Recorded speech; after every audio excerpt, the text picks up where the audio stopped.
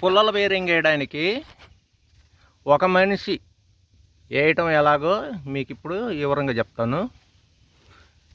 పుల్లల bearing ఇదిగో 1 2 3 4 లేదు, వెళ్ళిపోయింది. ఇది లాగుతో సహా వెళ్ళిపోయింది.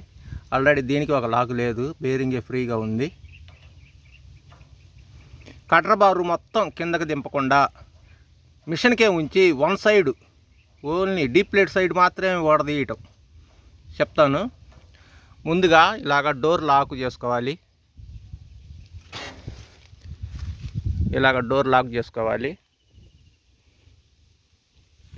తర్వాత ఈ పురికొస ఉంది కదా, ఈ పురికొస ఒక 10 పోగులు 12 పోగులు ఒక బార పొడవు ఉండేలాగా మేలేసుకొని,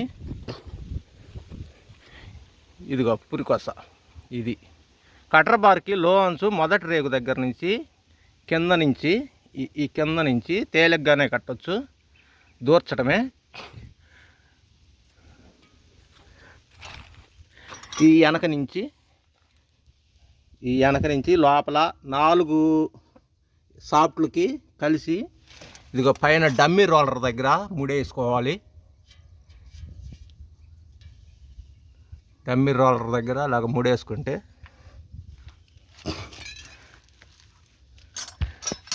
ఇలాగ ఏలబడి ఉంటుంది. వన్ సైడ్ ఇలాగ ఏలబడి ఉంటుంది. ఇక కొస కనిపిస్తుంది అనుకుంటున్నా. ఇది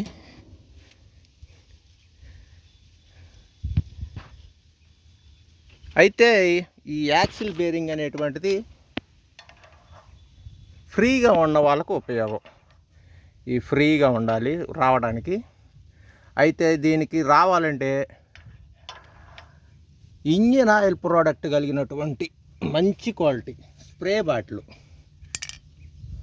చూడండి, మ్యాక్సోల్ స్ప్రే బాటిల్ కొన్ని చూశాను.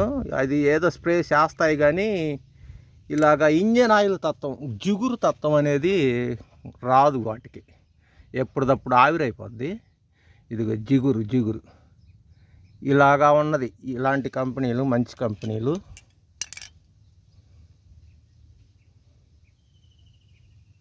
బాగా పనిచేస్తాయి. తుప్పు మీద ఇలాగ ఫ్రీగా వచ్చేస్తుంది. ఫస్ట్ నాకు ఇది రాలేదు. స్ప్రే బాటిల్ గుర్తొచ్చింది ఉన్నట్టు, ఏదో 2 సంవత్సరాల క్రితం ఇది గుర్తొచ్చింది, తీసాను. చాలా ఈజీగా వచ్చేసింది. ఇది ఇంజిన్ ఆయిల్ జిగురు తత్వం కూడా చూడవచ్చు. ఇది పెట్టిన గ్రీజ్ కాదు, స్ప్రే బాటిల్లో వచ్చిన జిగురు అది. ఇంకా తర్వాత ఆటోమేటిక్గా ఇంకా ఈజీ. మనం డీప్ ప్లేట్లో పుల్లలు వేసుకోవడం, ఇదంతా కూడా బేరింగ్లు వేసుకోవటం ఇంకంతా తెలిసిన విషయమే.